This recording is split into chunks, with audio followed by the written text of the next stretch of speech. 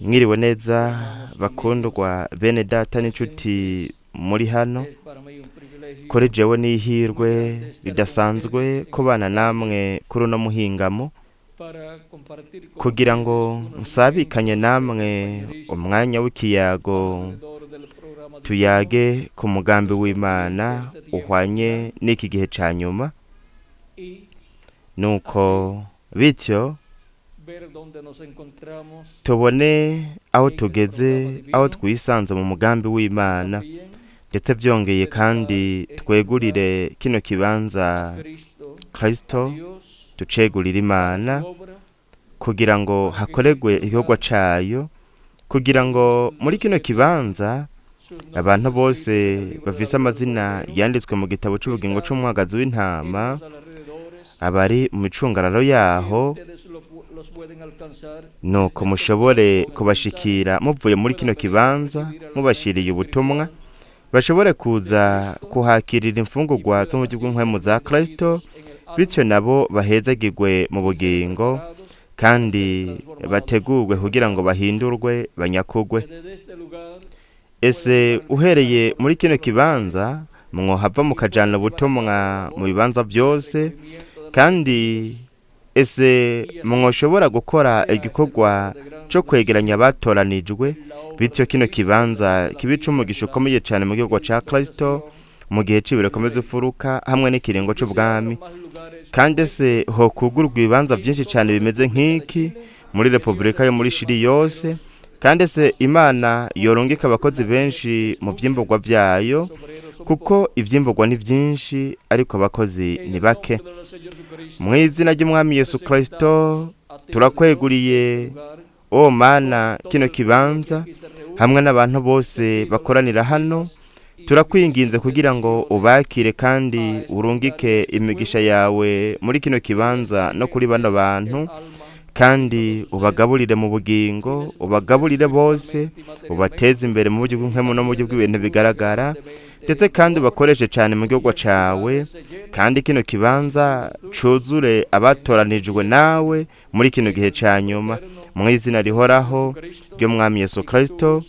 Kandi ese wokoresha cyane umukozi w'Imana ari ngaha, ariko aritwararika kino gihugu cawe muri kino kibanza, mu izina rihoraho ry'Umwami Yesu Kristo. Amen kandi amen.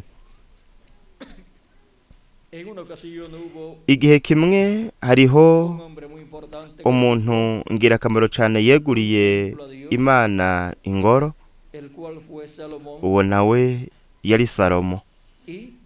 Kandi ingoro yeguriye Imana yari yakozwe nka kwa kundi nyene, yubatswe nka kwa kundi Mose nawe yubaka ya ngoro. Haravuga mu Bami ba mbere igice 8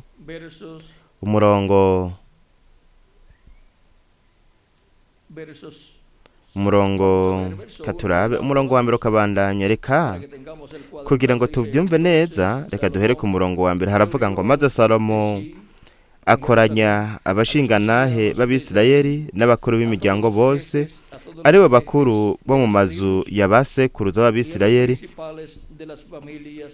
bakoranira i Yerusalemu bitavye umwami kugira ngo badugane isanduku y'isezerano ry'Uhoraho, bayikuye mu gisagara ca Dawidi ariho Isiyoni. Nuko abagabo bose b'Abisirayeli bakoranira ibwami kwa Salomo mu kwezi kwa Etanimu, ariko kwezi kw'indwi, ngo bagire iminsi mikuru. Ukwezi kw'indwi ni ukwezi aho hakogwa hatangwa impongano. Byongeye kandi ni ukwezi aho haba umunsi mukuru w'insago. Byongeye kandi ni ukwezi ingirakamaro cyane mu bwoko bw'Abaheburayo, kuko haba umunsi mukuru ukomeye cyane muri uko kwezi. Nuko bakuru bose mu Bisirayeli baraza, abaherezi baraheza barerura isanduku, nuko badugana iyo sanduku y'Uhoraho n'ihema ry'ibonaniro,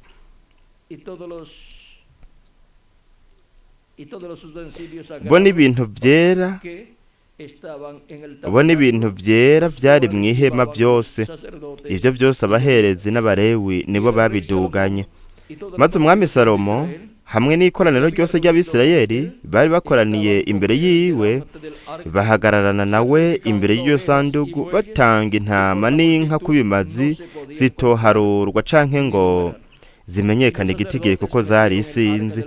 Nuko baherezi binjiza iyo sandugu y'isezerano ry'Uhoraho, bayishikana hayo haruguru mu ngoro, ariho hera cane munsi y'amababa y'abakerubi, kuko ivyo bishushanyo by'abakerubi byari bishanje amababa hejuru y'ikibanza c'iyo sandugu, bigakingira iyo sandugu n'iminiho yayo.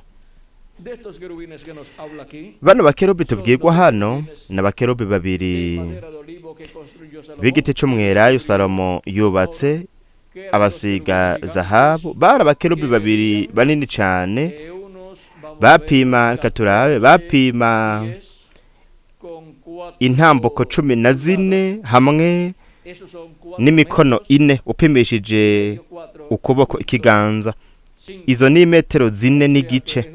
No kuvuga ko bararuta ibigato nivyo.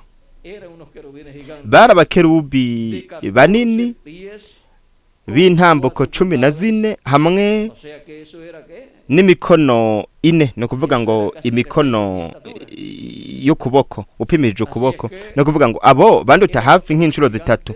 Nuko rero bari abakerubi babiri banini cyane, kandi amababa yabo ashanje kuva ku isonga rimwe ry'ibaba kugeza ku rindi hari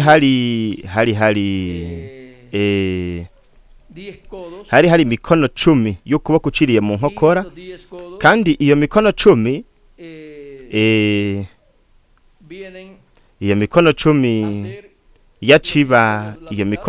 yaciba ica kabiri c'uburebure bwahera ha cane. Iyindi mikono 10 nayo igacibiki, iyindi mikono 10 yaca ikwira ku wundi mukerubi yari ari ku rundi ruhande. Amababa yiwe ashanje ibaba rimwe ryakora kw'ibaba ry'uyu mukerubi, irindi naryo rigakora ku ruhome, isonga ry'irindi baba ryakora ku ruhome. Rero mwitegereze ingene hanyuma iryo sandugu ryaguma riri munsi y'amababa y'abakerubi, munsi y'amababa y'abakerubi. Mbega Imana ntiyavuze yuko izodutwikiriza amababa yayo, kandi ko munsi y'amababa yayo tuzoba dutekanye? Rero nimwitegereze ngene umwana w'umuntu azananye n'abamarayika biwe, azanana n'abakerubi babiri, aza ari kumwe n'imyelayo ibiri, kandi munsi y'amababa y'izuba ry'ubugororotsi ya Kristo. Mwitegereze mababa yiwe azozana agakiza, kandi natwe tuzoba dutekanye turi mu bukozi bw'amababa ya Yesu Kristo. Kandi ibyo byose ni ivyahera ha cane. Aho niho adutwikiriza amababa yiwe munsi y'ubukozi bw'abakerubi babiri, munsi y'ubukozi bwa Mose na Eliya. Kandi byose biguma biri munsi y'amababa y'abakerubi babiri mu kibanza ikihe, mu kibanza cahera ha cane. Kandi mu bakerubi babiri b'igiti c'umwelayo hari isanduku y'isezerano, hari n'abakerubi babiri ba zahabu, hari byose. Mwitegereze abakerubi babiri ba zahabu bashushanya mwijuru, bashushanya bande? Gaburiyeli nande wundi na Mikaheli.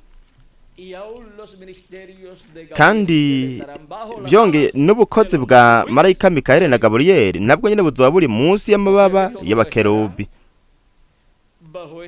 b'imyelayo. No kuvuga yuko byose bizoba biri munsi y'ukugaragara kwa Kristo azananye n'abamarayika biwe hamwe n'ubukozi bwa Mose na Eliya, aho Kristo azoba agaragariye ku munsi wa nyuma hehe? Mu ngoro yiwe, mu gice ikihe c'ingoro ahera ha cane. Kuko nk'uko Mose yubatse ku bw'izina ry'Imana, yubatse ingoro hama Salomo nawe nyene yubakira ingoro Imana hamwe n'izina ryayo, aho Imana yashitse izina ryayo. Rero mwitegereze namwe, mbega niho Imana yashize izina ryayo mw'ihema rya Mose n'ahera ha cane, ryari riri ngaho ahera ha cane ku mutemere wo guhongera, kuko aho hari hari inde. Reka turabo wari ngaho, murashobora gufata ivyicaro vyanyu, kuko umengo tugenda turasoma buke buke, nuko buke buke tugera turasigura. Mu gitabo c'Ukuvayo igice ca 23 umurongo wa 20 kugeza ku 23 haravuga ngo, ehengira ntume umumarayika imbere yanyu, abazigame mu nzira, abashikane aho nateguye, muze mumwubahe mumwumvire, ntimuze mumugararize, kuko atazobaharira ibicumuro vyanyu, kuko izina ryanje riri muri we. Ariko nimwamwumvira by'ukuri mugakora ivyo nzovuga byose, nanjye nzoba mwasi w'abasi banyu, nzoba umurwanizi w'ababagwanya, kuko umumarayika wanje azoja imbere yanyu, gushitsa no mu Bamori, no mu Baheti, no mu Baferizi, no mu Banyakanani, no mu Bahiwi, no mu Bayebusi, nanje nzogenda ndabarandura. Rero mwitegereza hari hari izina ry'Imana ryari rihe muri marayika wiwe. Rero nimwumve ico tubwirwa ngaha mu gice ca 25 umurongo katurabe umurongo wa 21 kabandanya haravuga ngo, canke duhera imbere gato, reka turabe umurongo wa 16 kabandanya haravuga ngo, kandi uzoshire muri iryo sanduku ibishinga ntahe nzoguha.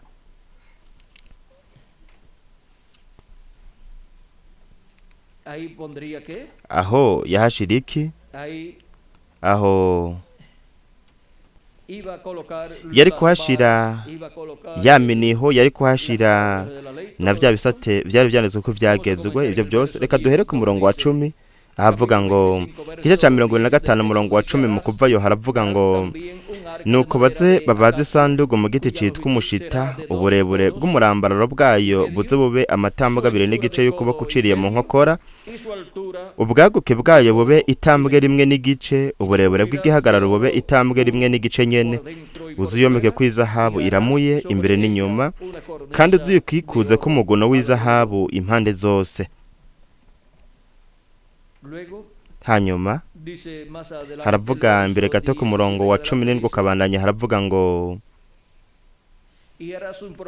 uzucure n'umutemere wo guhongera ko mwiza habiramuye, uburebure bwawo bw'umurambararo buze bube amatambwe 2 n'igihimba y'ukuboko uciriye mu nkokora, ubwaguke bwawo bube itambwe 1 n'igihimba, kandi uzukora abakerubi 2 mwiza habu mu mitwe yompi y'uwo mutemere wo guhongera ko ubakoze mu buryo bwo gucura, kandi umukerubi umwe abe mu mutwe umwe, uwundi abe mu wundi, kandi abo bakerubi ubashamike kuri uwo mutemere wo guhongera ko mu mitwe yawo yompi babe kimwe nawo. Abo bakerubi babe abashanje amababa hejuru, ayo mababa yabo ngo akingire uwo mutemere wo guhongera ko barabane, bashira amaso kuri uwo mutemere. Uhezurumye uwo mutemere wo guhongera ko kuri ya sanduku, uyishizemwo vya bishinga intahe nzoguha.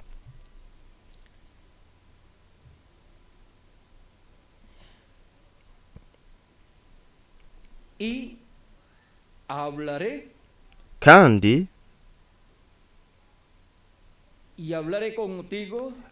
aho niho nzohora mbonanira nawe. Mbega ntihatubwira yuko azovugana na Mose ati, aho niho nzopfuganira nawe, aho niho nzohora mbonanira nawe, nkubarira ibyo ngushigirije byose byo byagezwe ngeze Abisirayeli, ndi hejuru y'uwo mutemere wo guhongera ko hagati y'abo bakerubi bo mwisanduku y'ibishinge ntahe. Reka dusome no mu gice ca 16. Murabe namwe Imana yari kubiri hehe? Ku mutemere wo guhongera ko hagati y'abakerubi 2 ba zahabu. Reka turaba ahantu aho Imana yategetse umuvugishwa n'Imana Mose ko abantu canke ko abaherezi batokwinjira hera ha cane, ahubwo atari ku munsi w'impongano. Reka turabe aho tubisanga namba ari mu Balewi 16, reka turabe ko ariho. Naho Balewi 16 haravuga ngo Uhoraho abarira Mose hanyuma yo gupfa kwa babana ba Aroni bompi hamwe bigira hafi imbere y'Uhoraho bakagwaho. Kubera iki? Mbega byagenze gute kuri abo bana babiri ba Aroni? Bobo ubwa mbere batari n'abaherezi bakuru bafashe ivyotero nuko bashira ku muriro barahuye hanze kuri ivyo vyotero, baca baja mu kugaragara ko Imana hera ha cane imbere y'isanduku y'isezerano gushikanira Imana ngaho imiriro barahuye hanze. Nuko umuriro w'Imana waciyuza urabaturira, no kuvuga haciye haza umuriro w'Imana niko ivyanditswe bivuga urabaturira. Ivyo biri mu Balewi igice c'icumi. Reka turabe iyo nkuru kugira ngo tubitahure neza, turabe ivyabereye ngaho, dutahure ivyabereye ngaho. Nadabu na Abihu bene Aroni babiri ivyotero vyabo bashiramwo umuriro, bashirako imibavu, bayosereza Uhoraho ku muriro urahuwe ahandi uwo atabageze. Haza umuriro uvuye imbere y'Uhoraho urabica, bagwaho imbere yiwe. Mose abarira Aroni ati vyo nivyo Uhoraho yavuze ngo kwera kwiwe kuzogaragarira mu bamwegera, kandi ngo azoherwa icubahiro imbere y'abantu bose. Aroni aromigwa, nabonyene yariko arahinda agashitsi. Mose ahamagara Mishayeli na Elisafani bene Uziyeli se wabo wa Aroni, arababarira ati nimwigire hano, muterure abiwanyu, mubakure imbere y'ahera, mubajane inyuma yaho dushagaje. Nuko bigira hafi babaterura mu makanzo yabo uko bakayambaye, babajana inyuma yaho bashagaje nk'uko Mose agize. Mose abarira Aroni n'abana biwe Eliyazari na Itamari ati ntimuhamburure imishatsi yanyu canke ngo mutantamure impuzu zanyu kugira ngo ntimupfe, kandi Uhoraho ntarakire ikoraniro ryose, ariko bene wanyu ab'inzu yose ya Isirayeli aba ari bo baborogeshwa n'umuriro Uhoraho arekuye. Kandi ntimutirimuke ngo muve ku muryango w'ihema ry'ibonaniro kugira ngo ntimupfe. Rero murabona ko bene wabo na bano bana ba Aroni ntibashobora kugandarira bene wabo, kuko babikoze bari guca nabo nyene bapfa. Kandi bavuye ku irembo ku muryango, bavuye ku muryango w'ihema ry'ibonaniro naho nyene bari guca bapfa, kuko amavuta y'Uhoraho mwarobanujwe akiri kuri mwebwe, niko Mose yababwiye. Nuko babigenza nk'uko Mose avuze. Uhoraho abarira Aroni ati ntuze wigere unywa kuri vino canke ku kiboreza na kimwe, mwe n'abana bawe, igihe mugira mwinjire mu ihema ry'ibonaniro kugira ngo ntimupfe. Ico kibabere cagezwe c'intahava uko ibihe vy'urunganwe rwanyu bizogenda bikurikirana, kugira ngo mubone uko mutandukanya ivyera n'ibitari vyera, n'ibihumanya n'ibidahumanya, kandi kugira ngo mwigisha Abisirayeli ivyagezwe byose narungikanye Mose. Mose abarira Aroni n'abana biwe basigaye Eliyazari na Itamari ati nimujane ivyasigaye kuri rya shikanwa ry'ifu ryo mu mashikanwa yashikaniwe Uhoraho agatongorwa n'umuriro, mubirire iruhande y'igicaniro bitarimwe mwambiro.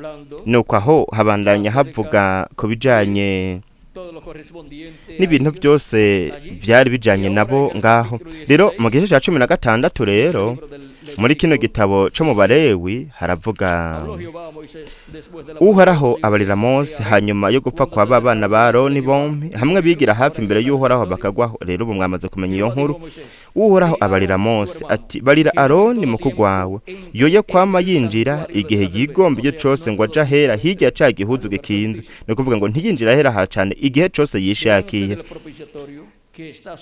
imbere ya wa mutemere wo guhongera ko urumitse kuri ya sanduku hejuru kugira ngo ntapfe, kuko nzoserukira kuri uwo mutemere wo guhongera ko ndi muri ca gicu. Mbere kandi gute Imana yari kugaragara ku mutemere wo guhongera ko muri ca gicu, muri ya nkingi y'umuriro imwe yari yiyerekeye mu muvugishwa n'Imana Mose. Nico gituma ahera ha cane hatari hafise ikihamurikira, kuko aho ubwiza bw'Imana bwari bari ku mutemere wo guhongerera ko, kandi uwo niwo wari umuco waho. Hari hafise umuco waho bwite, kwari kugaragara ko Imana kwari kuri ngaho ku mutemere wo guhongerera ko, niko kwakira, niko kwamurikira hera ha cane. Murabe, cari kibanza gito, ariko cari kibanza aho Imana yaba. Rero mwitegereze ingene muri ico kibanza, ingene hari ukugaragara kw'Imana. Kugira ngo yinjire muri ico kibanza yategerezwa kwinjirayo Aroni ajanye amaraso y'ikimasa, ico yaba yitangiriye wenyene, yitangira kw'impongano, ndetse n'umuryango wiwe. Hanyuma yategerezwa kwinjirayo ajanye amaraso y'isuguru y'impene. Hanyuma yinjirayo ajanye amaraso y'isuguru y'impene, akinjira muri ico kibanza cahera ha cane. Ntiyashobora kwinjirayo atajanye amaraso ngaho, atajanye amaraso y'impongano. Kandi ivyo vyakorwa ku munsi uwuhe? Ku munsi w'impongano, ari uwo munsi w'icumi w'ukwezi kw'indwi kwa buri mwaka. Nico gituma tubona ko Mutagatifu Pawulo amenye ibishushanyo n'ivyo bigereranyo, akamenya kandi ko irya ngoro ubwoko bw'Abaheburayo bwari bufise, yaba iyo Mose yubatse ndetse niyo yubatse Salomo, zari ishusho n'ingero y'ingoro nshasha yari kuzokubakwa.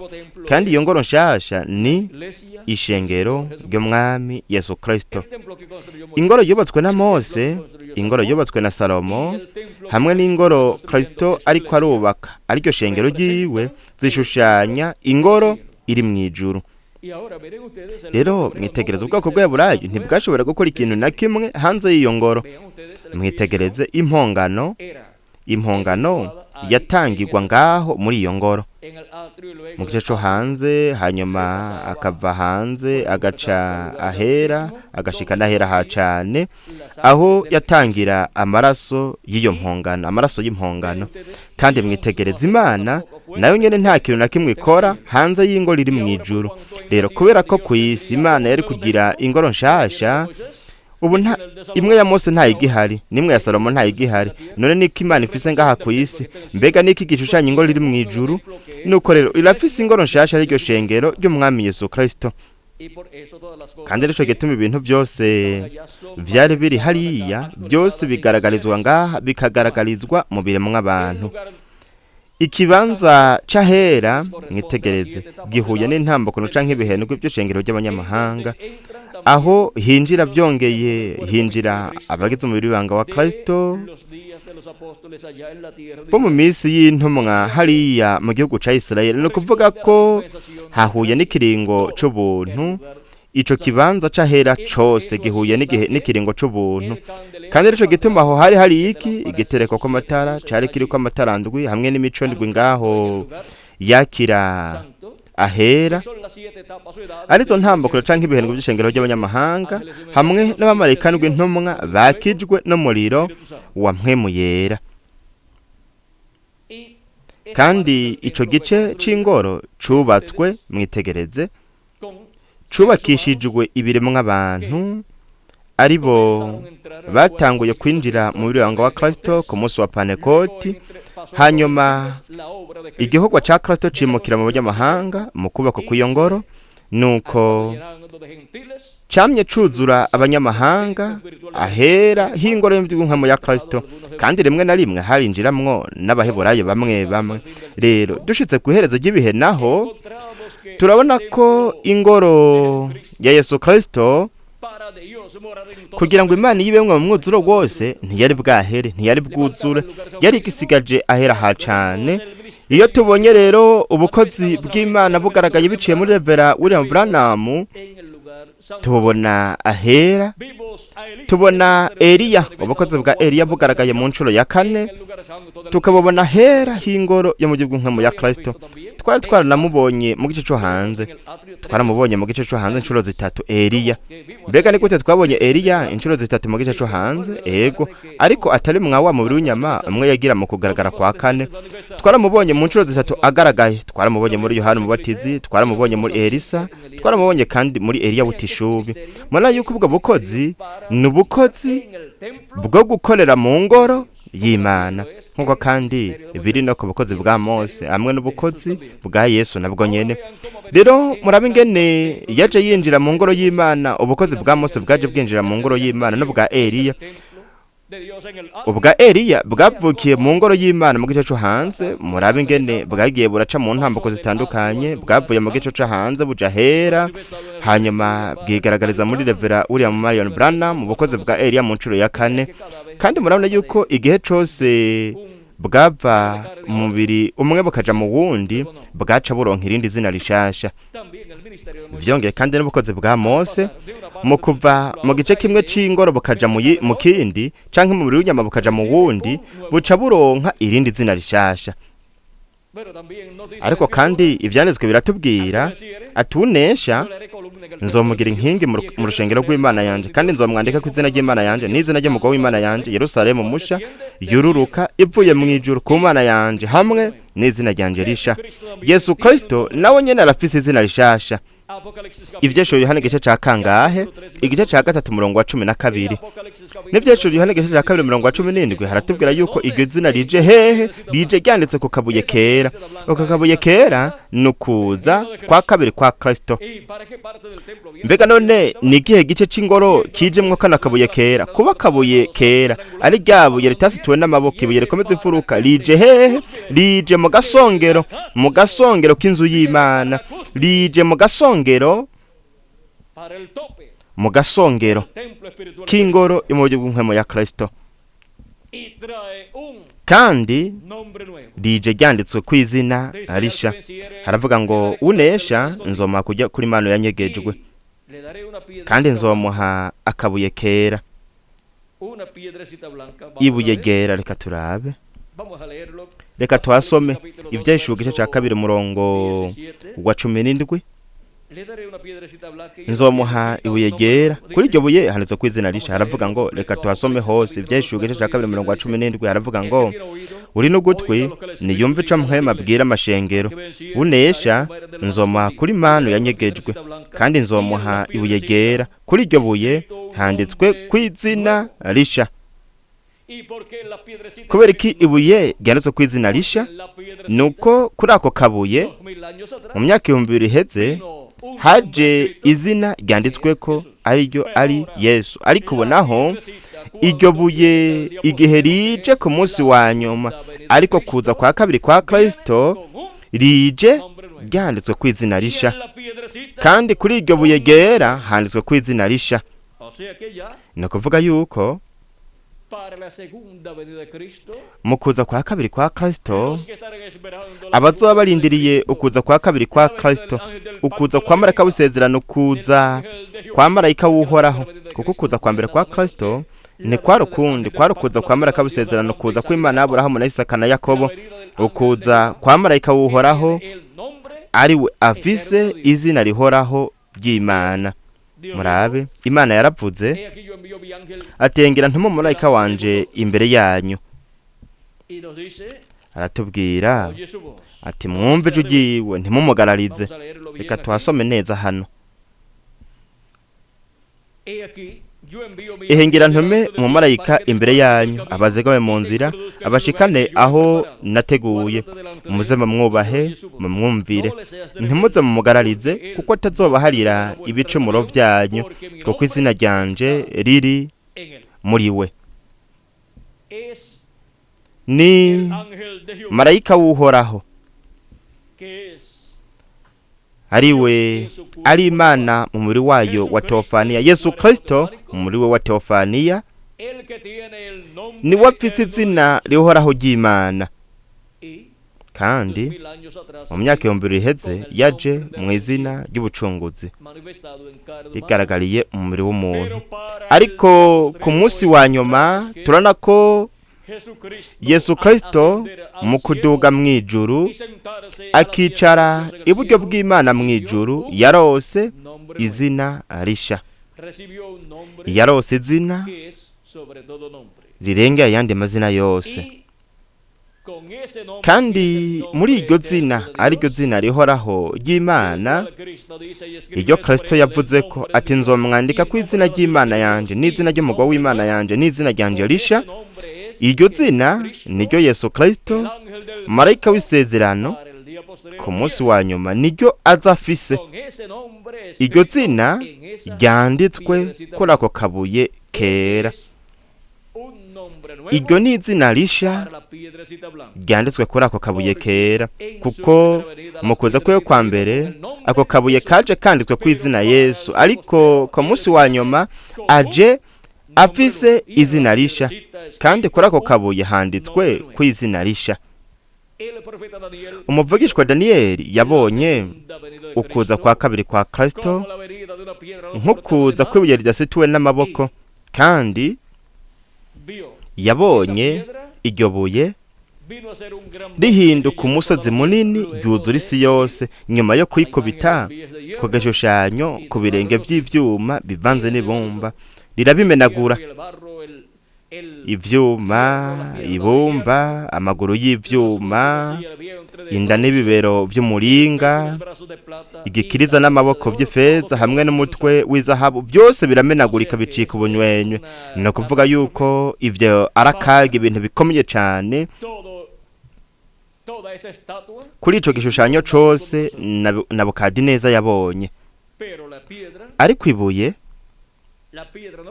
ibuye ridasituwe n'amaboko ariryo rije ryanditswe ku izina risha, ariryo ari kuza kwa kabiri kwa Kristo aje mu izina risha, ryarakuze nuko rihinduka umusozi munini wuzuye isi yose, kuko inganji y'ubwiza ya Yesu Kristo izokuzura isi yose, kuko azoganza ubwoko bw'Eburayo aganze n'ayandi mahanga yose.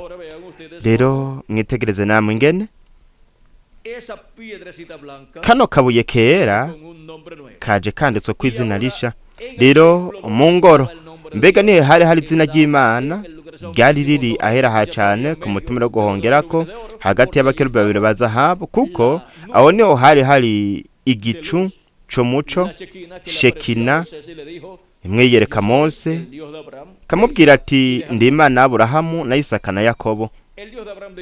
Imana Aburahamu na Isaka na Yakobo izwi kandi nka marayika w'Uhoraho. Mose yaribajije izina ryayo, nuko nayo imuha gusa indome z'indagi. Nuko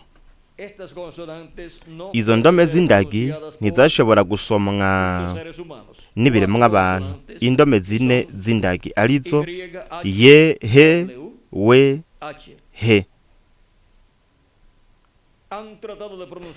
Baragerageje gusoma iryo zina ariko byarabataye ko w'amazi. Bivugwa ko Mose yarazi kurisoma neza, kandi yarisomera hariya mu gihe yaba yinjiye ahera ha cyane, n'umuherezi mukuru nawe nyene incuri imwe mu mwaka ku munsi w'impongano, umunsi w'icumi wa buri kwezi, nawe nyene yararisoma. Rero mwamuzi ikintu kimwe, nuko umwaka wa yubile, mwitegereze, umwaka wa yubile urimo ikintu gikomeye cyane. Abalewi igice ca 25 haratubwira uku gukurikira. Igice ca 25 umurongo 8 kabandanya haravuga ngo iyo myaka yabaye nk'isabato, muharura ayo masabato murumye ndwi, muyirumye imyaka ndwi iheta ngabo ndwi. Ico gihe muzosanga harimwe amasabato ndwi y'imyaka, niyo myaka 49. Maze ku munsi ugira 10 w'ukwezi kw'indwi muze muvugisha inzamba y'ijwi rirenga. Ku munsi w'impongano azaba ariho muvugisha inzamba mu gihugu canyu cose. muze murobanure uwo mwaka ugira 50 mutangaze mu gihugu cyose ko habaye umwidegemvyo w'abantu bose bo muri ico. Uwo mwaka uzobera uwa yubile, umuntu wese muri mwebwe aheza agaruke mu itongo ryiwe, kandi umuntu wese agaruke mu biwabo. Uwo mwaka ugira 50 mwihanganire, uwo mwaka ugira 50 uze wamubabera uwa yubile. Ntimuze muribemwo canke ngo mwimburire mu bigega ivyimejeje muri wo, canke ngo mwimbure inzabibu zo kumizabibu itatuturiye, kuko ari umwaka wa yubile. Uze wamubabera uwejejwe, muzotungwa n'ivyimeza vyo muri wo vyimejeje mu ndimiro. Muri uwo mwaka wa yubile, umuntu wese muri mwebwe azagaruke mu itongo ryiwe. Uko no kugarurwa, uko no kugarurwa ku bintu byose ku bwoko bw'Aburayi mu mwaka wa yubile, ari byo bishushanywa no kugarukanwa ko bahungu n'abakobwa b'Imana basubizwa mu iragi ry'Imana, kuko turabaragwa b'Imana hamwe n'abaraganwa na Kristo Yesu umwami wacu. Kandi ni mu mwaka wa yubile wisubiyemwo w'iki gihe ku munsi wa nyuma, niho twese tuzogarurwa mwa bya bindi byose Adamu na Eva batakaza igihe bagwa. Tuzosubizwa mu bugingo budashira dufise umubiri uhoraho, kandi bityo tuzoronka umubiri uhoraho wo Kristo yasezeranye wese muri twebwe abakiri bazima, ndetse n'abavuye mu mubiri mu bihe byaheze, abari bagize muri wanga w'umwami Yesu Kristo. Isezerano rya Kristo muri Yesaya nuko azoshemagiza inzu y'ubwiza bwiwe, kandi twese tuzohindurwa, tuzogera umubiri uhawe ubwiza nk'uko yabisezeranye. Iryo ni isezerano ry'Imana ry'inzu yose y'Imana, ariryo shengero ry'umwami Yesu Kristo.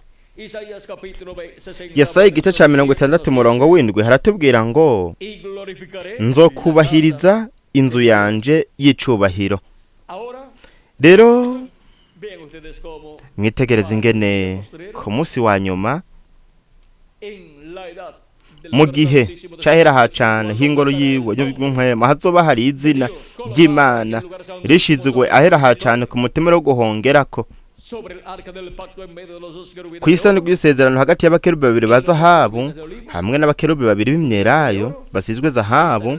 Aho hazoba hari izina ry'uhoraho rihagaragariye izina ry'Imana, rigahagaragariye izina rihoraho ry'Imana hamwe n'izina risha ry'umukundwa wacu umwami Yesu Kristo, izina risha ry'ibuye ridasituwe n'amaboko, izina risha ryakakabuye kera ko mu byeshugeshe cya 2 umurongo wa 17, izina risha ry'umwami Yesu Kristo ryarindi yavuga ko ati n'izina ryanje risha. Avuze ko azoryandika hehe? Yavuze ko azorimwandika ko uwunesha.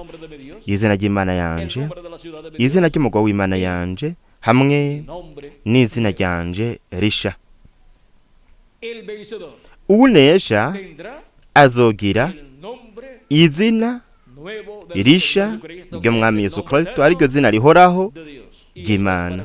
Kandi ibyo nivyo ahera hacane mu ntambako yahera hacane h'igihe cibiri ko bizifuruka hamwe n'ikirengo c'ubwami.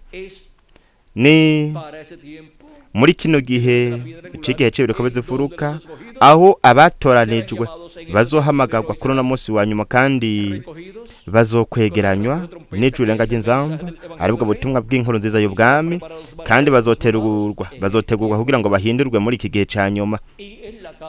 Kandi mu nzu y'Imana, ariryo shengero ry'umwami Yesu Kristo, hazoba hagaragariye izina rihoraho ry'Imana.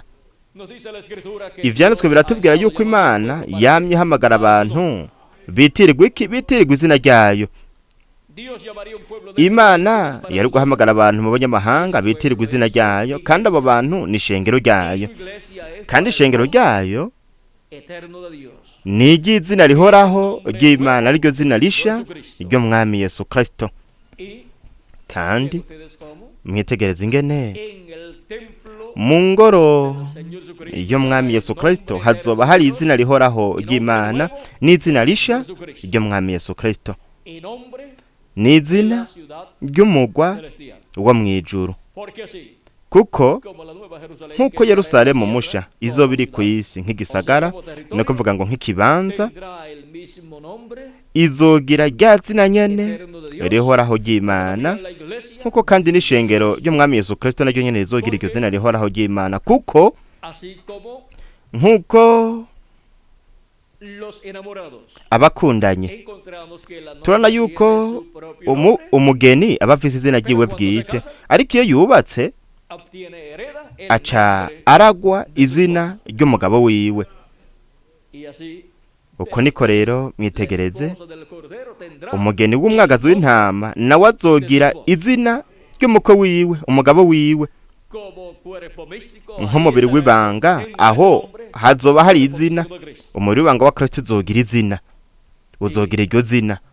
kandi ibyo byose mwitegereze, mbega bizoba biri hehe? mu ngoro y'umwami ahera ha cane. rero turashobora kubona ko mu mwaka wa 50 ari wo mwaka wa yubile, aho umwe wese yaca asubira mu muryango wiwe no kugarurwa kw'abantu. kandi mu mwaka wa yubile wisubiyemwo naho haba ukugarurwa kw'abahungu bose n'abakobwa b'Imana. umwaka wa 50 uhinduka kandi uba kandi umwaka w'umunani w'umunsi mukuru, kuko buri myaka indwi mu bwoko bw'Aburayo baba bafise umwaka w'ikiruhuko, ari wo mwaka w'indwi. buri myaka indwi umwaka w'indwi wari uw'ikiruhuko. mu myaka 49 mbega harimo imyaka ingahe y'ikiruhuko? imyaka ndwi. inyuma y'uwo mwaka wa nyuma w'ikiruhuko ari wo mwaka w'indwi, kandi wari uwo mwaka wa 49, murabe hacashika umwaka wa 50. umwaka wa 50 nawo nyene wari umwaka wa yubile. kandi mu mwaka wa yubile mwitegereze, turabona ko hatangazwa umwidegemvyo mu gihugu cose, kugira ngo habe ukugarurwa k'umuntu wese asubizwe mw'iragi ryiwe nk'uko Imana yari yarabigenye, kuko ivyo vyari ishusho n'ingero y'ukugarurwa kw'abahungu bose n'abakobwa b'Imana basubizwa mw'iragi ry'Imana. kandi ivyo nivyo mu mwaka wa yubile w'iki gihe, muri iki gihe ca nyuma, mu gihe c'ibuye rikomeza ifuruka. igihe c'ibuye rikomeza ifuruka mwitegereze, duharuye imyaka y'iminsi mikuru mu myaka 50, tubona yuko harimwo imyaka 8 y'iminsi mikuru, harimwo n'umwaka wa 50. kandi duharuye ibihe by'ishengero tugaharura n'igihe c'ibuye rikomeza ifuruka, ico kiba gihuye n'igihe c'8 hamwe n'umwaka w'umunsi mukuru, umwaka w'8 w'umunsi mukuru, kino gihe cacu. kuko n'igihe c'ibuye rikomeza ifuruka, ni mu gihe c'ibuye rikomeza ifuruka niho hagaragarira, niho hisubiriramwo umwaka wa yubile, kugira ngo habe ukugarurwa kw'abahungu bose n'abakobwa b'Imana basubizwa mu bugingo budashira. kandi murabona yuko mw'uwo mwaka turabona ko ku munsi w'impongano umuherezi mukuru yarinjira ahera ha cane. kandi hari kuri uwo munsi niho havuzwe inzamba y'umwaka wa yubile. rero mwitegereza ubwoko bw'Aburayo ku munsi w'impongano wisubiyemwo muri iki gihe ca nyuma, ubwoko bw'Aburayo buzogira umunsi w'impongano wisubiyemwo muri iki gihe ca nyuma. vyongeye kandi n'ishengero ry'umwami Yesu Kristo rizoba mu munsi w'impongano. mwitegereze, kandi impongano ni Kristo, kandi bazoba bariko bararonka umwidegemvyo, kuko bazoba bari mu nzamba y'umwaka wa yubile itangaza umwidegemvyo mw'isi yose, kugira ngo tugarurwe mu bugingo budashira. rero murabe ibintu byose biba bibera mu ngoro y'umujugumwemu ya Kristo, kandi ibibera mu ngoro y'umujugumwemu ya Kristo bihuye n'ibibera mu ngoro iri mw'ijuru. ni ukuvuga yuko ibintu bibera mu ngoro iri mw'ijuru bihuye n'ibiba bibera mw'ishengero ry'umwami Yesu Kristo, nk'uko biri mu ntambuko, nk'uko bihuye n'intambuko ishengero ry'umwami Yesu Kristo ryisanzemo. ubu rero ishengero ry'umwami Yesu Kristo ryisanze mu ntambuko yahera ha cane, intambuko y'igihe c'ibuye rikomeza ifuruka. mw'ijuru naho mbega niye ntambuko bisanzemwo hariya? ni intambuko yahera ha cane hariya mw'ijuru, niyo bisanzemwo naho nyene.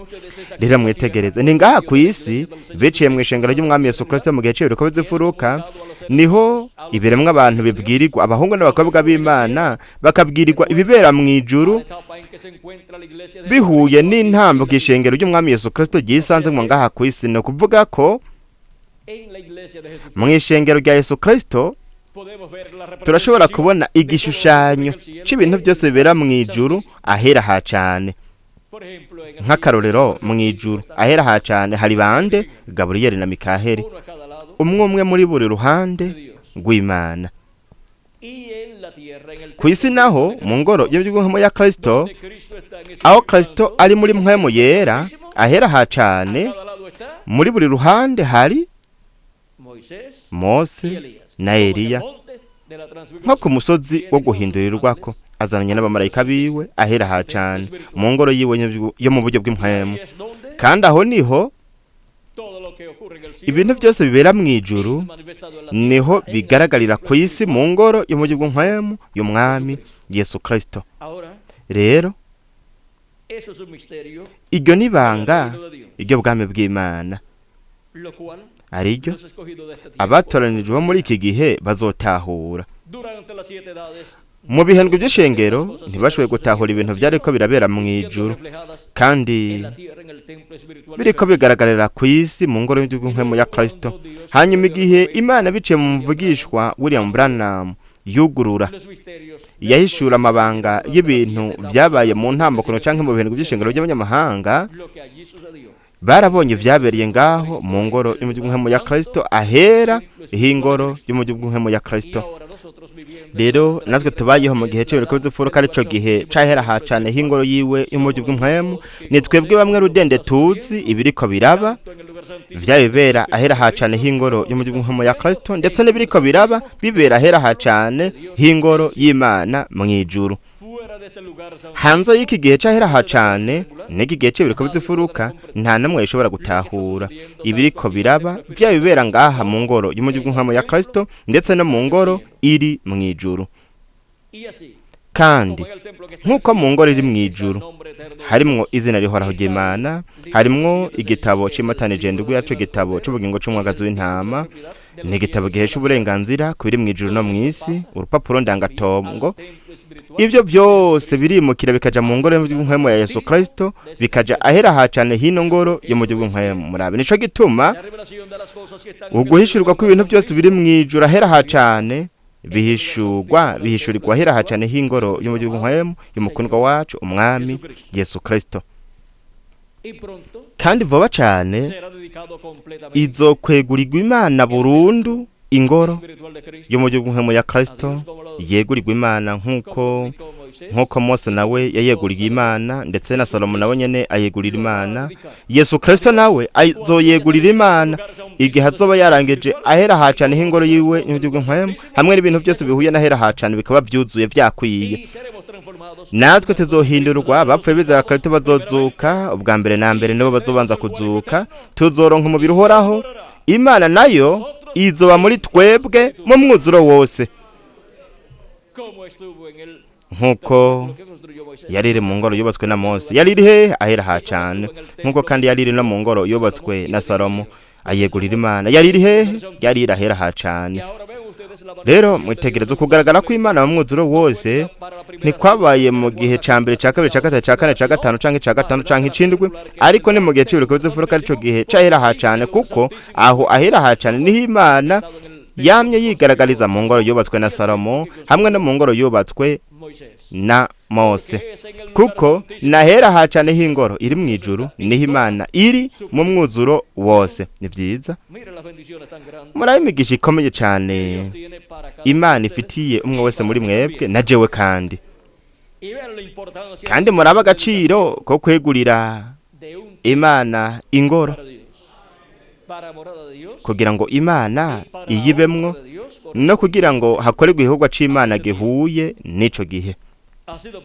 Kuri jewe ryabaye ihirwe ridasanzwe kubana namwe mu kwegurira Imana ino nyubako, kino kibanza tucegurira Imana. Ese Imana yo yikoresha cane hamwe n'abantu bazokoranira hano nuko ibi y'umugisha mu bantu bose bakikije hano ikibano ca hano ndetse na Repubulika yose ya Chile. Kandi ese Imana yovugira hano, ese ijwi rya Kristo ryova hano nuko rigakwiragira mu bibanza byinshi vyo muri Repubulika yo muri Chile. Kandi ese muri kino kibanza ho kuregwa igihugu gikomeye cyane mu bwami bwa Kristo. Ese Imana yobahezagira cyane kandi ibarinde mwese kandi bakoreshe cyane mu gihugu cayo ahera ha cyane ihingoro yayo y'umugihugu nka muri ico gihe igihe twebwe turiko turabamwe twebwe twashizwe he mu gice ciza c'ingoro ya Yesu Kristo. Kandi nkuko bihuye n'iki gice c'ingoro aho niho hari umugisha wa Kristo kuri mu wese muri mwebwe no kuri jewe nanje. Kandi no kugaragara kwa Kristo byongeye muri kino gihe ca nyuma. Ese Imana yobahezagira, ese Imana yobarinda. Murakoze cyane kuba mwateze amatwi mubikunze kandi naho sinubabwira ngo naho mwijoro kuko ngaha bwira butevye. Nahajyari rero turasubira sizeri n'inusu ndibaza yuko ari ngaha canke ni he ni ngaha nyene naha nyene nuko rero ntizoza kuva ngaha tuza kuba turi ngaha nyene nari nibaza ngo nahandi hantu ariko murabe naha nyene kandi tuza kuba kari turi ngaha kugira ngo turabe kugira ngo twakire kugira ngo twumve ibintu byose Kristo adufitiye